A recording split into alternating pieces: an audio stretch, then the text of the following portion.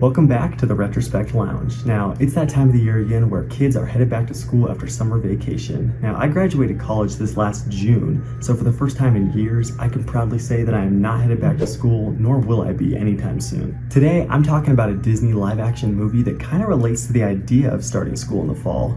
Now, this movie is a bit forgotten nowadays, a bit obscure, kind of lost. I mean, I know very few people that have even seen this movie or honestly even heard of it, which is pretty crazy because it's a movie from my childhood that I think about pretty often, even though I haven't seen it in years. Let's go grab it. Max Keeble's Big Move. I first watched this as a young lad back in like 2004 when it was playing on Disney Channel one night, and for some reason or another, I remember loving it back then. This movie was released in 2001 and was directed by Tim Hill, who helped create such memorable and notable works such as Kenny the Shark, Michael Jackson's Halloween, and Grumpy Cat's Worst Christmas Ever. But aside from these shitloads, he did also work on episodes of SpongeBob SquarePants and the SpongeBob SquarePants movie in the early 2000s, so at least he has that going for him. The writers, on the other hand, haven't done literally anything since this movie other than James Greer, who helped write the screenplay for the Oscar award-winning masterpiece of a flick that is The Spy Next Door, starring Jackie Chan. In the lead role of Max Keeble's Big Move, we find Alex D. Linz, who played the kid in Home Alone 3. Yeah, he was really just the poster child of cheesy-ass roles during this era of family films, apparently. For anyone who doesn't know what this movie is about, the IMDb synopsis says it all. Max Keeble, the victim of his 7th grade class, plots revenge when he learns that he's moving, but it backfires when he isn't after all. Spoilers! Also, wait, his revenge? A student gets revenge in this movie? That comes off a lot darker than I'm sure the creators of this film were intending with that plot concept. Also on the IMDb page for this movie, we find that it has a fucking 5.4 out of 10 rating. So we already know it's going to be an absolutely jaw-dropping amazing film. All jokes aside though, this movie probably doesn't hold up that well anymore, at least not in the way that I remember it, because I think I really did enjoy it back then. Now like I said, I haven't watched Max Keeble in years, so we're going to watch it together right now and see how bad it truly is. Let's get this shit started. Look at their smug faces on the disc, like come on, they knew. They knew they were about to waste an hour and a half of our lives with this fuck-ass movie. I can't wait.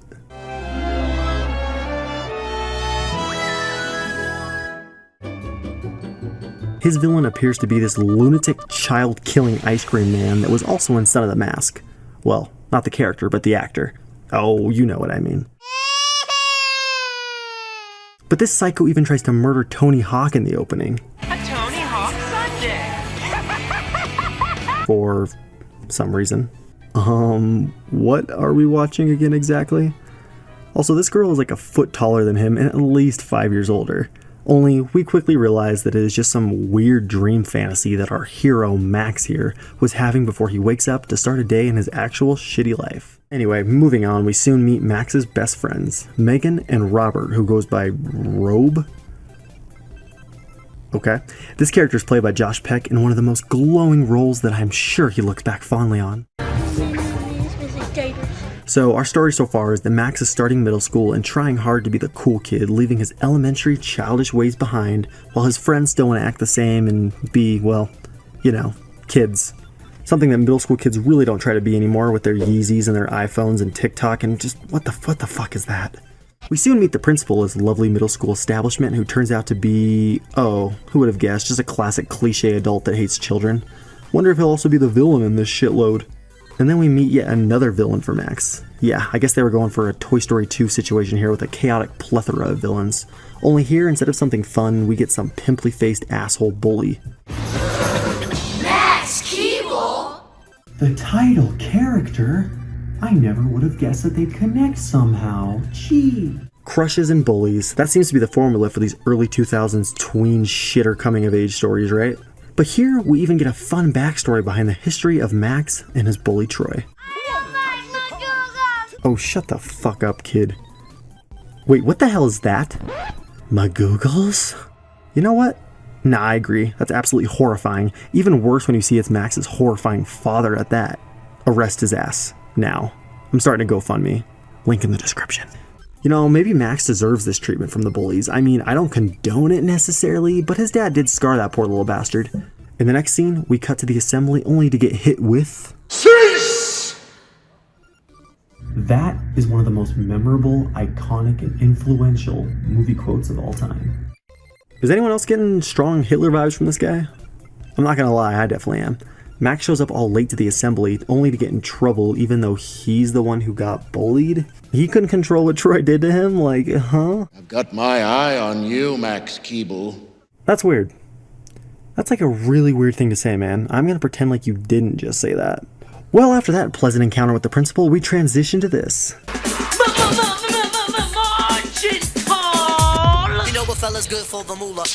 Jesus, I forgot. This movie really is just fucking chaos as we're introduced to yet another wacky-ass character. This crazy con man bastard from That's So Raven makes an appearance as the biggest hustler in the suburban Midwest. And I gave her some... A man with a simple mission. To invest and steal money from kids. You know, just totally normal middle school antics. Looking back, I wonder if everyone involved with this movie just regrets it. I mean, probably not. It was a Disney movie. I ate a pound of soil for a taste of that. So, after a shitty first day of middle school, although Bowling for Soup's Greatest Day playing in the background may tell you otherwise,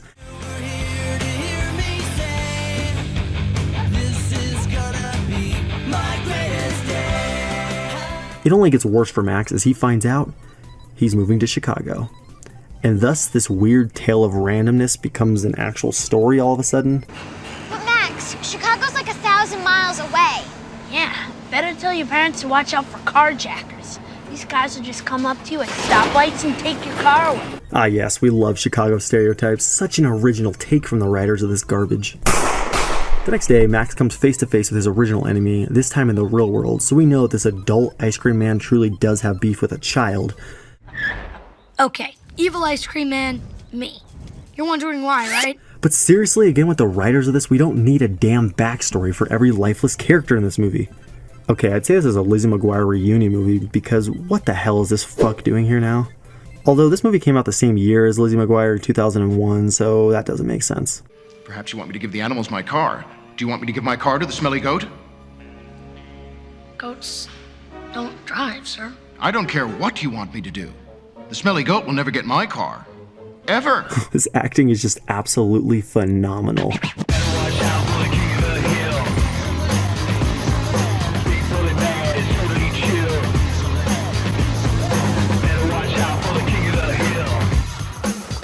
What? Now he wants to beat up Robe? What the hell did this innocent chap do? Whatever. Fine with me. Don't get involved, Max. Your head is just gonna end up in the fucking toilet, Max. Moving past this, we find Stockman again, out here charging people to use the restroom. And I thought my brother with his middle school Red Bull sales grinding was bad. Mr. Keeble, you're tardy and you're dripping. I have rules against both. See, you say the dripping part like kids are always dripping all over your class. So then where did this rule originate exactly? I feel like I need to read some Max Keeble lore to uncover the mysteries of this school and the mysteries of shitty writing. Anyway, Max quickly gains the realization that since he's moving in 2 days, he can get revenge on everyone who pissed him off during the first couple days of school. Here, we find ourselves in the start of a Revenge of the Nerds ripoff film. Max's revenge starts with a businessman who loses his handheld after they steal it. Yeah, I mean, that aged well, because who would even give a shit about losing one of those nowadays? Next, the revenge on the ice cream man must commence.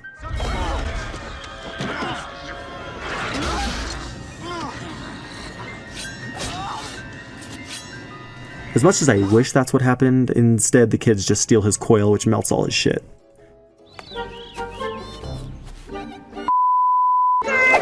Damn, the language on that small child. Just absolutely unacceptable. The last step for these kids is their journey to start to get revenge on Troy, the big bad bully, as Max turns the tables to take him down, except the fawn, his shirt is pure shit compared to the one that the bully uses. It's okay though, because he ruins Troy with the fondling frog that just absolutely violates him, I think. Okay then, that's a new one. Anybody else starting to feel a little bit uncomfortable again? Max also starts to sabotage the principal, starting with this good monkey fun in front of the superintendent that the principal is trying to impress in order to build his giant stupid football field where the town animal shelter currently resides. One heck of a plotline indeed. Now of course, Max also starts a food fight. As one does. I'm starting to think that he's the actual villain of this movie.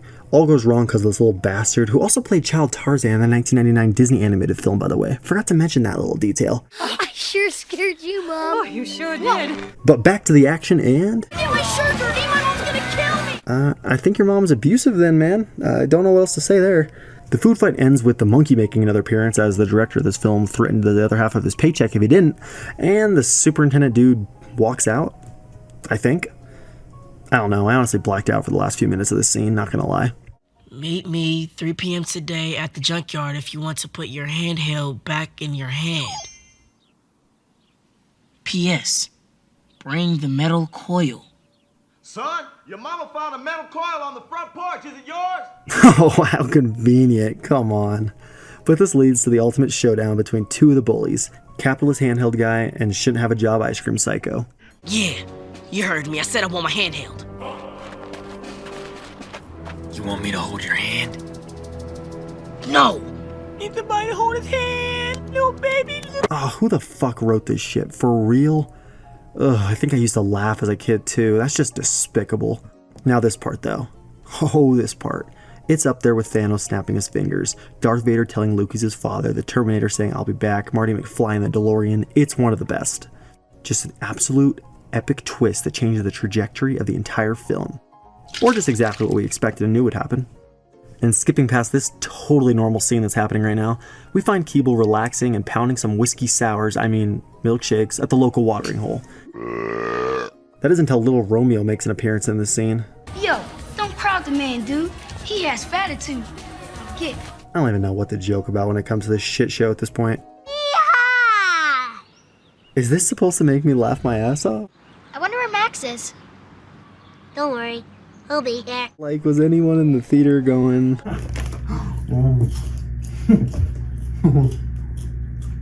He did a funny... Oh no! This movie is truly hitting a critical emotional point as Max breaks his friends' hearts and we find out that Megan likes Max all of a sudden. And she's mad that he's been throwing down milkshakes with his 20-year-old crush like there's no tomorrow. After all this turbulence, it turns out they're not moving either. So yeah, Max is about to have his whole world turned upside down. He's been trolling, pissing off, and fucking with literally anyone possible throughout this whole week. Just what a positive and redeeming Disney hero. But now he's got to clean up his own mess and deal with the consequences as the principal continues to do his thing, and this bitch starts to show her true colors. I never really liked him. This inspirational old man Marley type character provides the truest words of this whole film. Any kid can make a mess. Takes a man to clean it up. Only for Max to turn around and basically shit on his career. It took a man with a plunger to make me realize that I had to do something. Real classy, man. I'd like to see where you ended up after all these years. Max finally confronts the school bullies after locking up the principal in this epic finale. Doctors say this isn't gonna hurt a bit. Well, I'm not a doctor, and neither was McGinty here. He's right. I'm not a doctor. Yeah. What the fuck? Yeah. I'm not a doctor. Yeah. I'm not a doctor. Yeah. Doctor.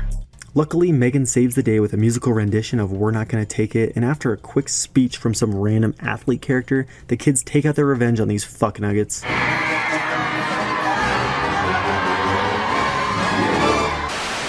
Meanwhile, we cut into the basement of the school to find Principal Dipshit still going at it. Honestly, forgot that guy existed for a second. He doesn't even realize the absolute mess going on behind his school right now. So, yeah, he just continues to be a useless character.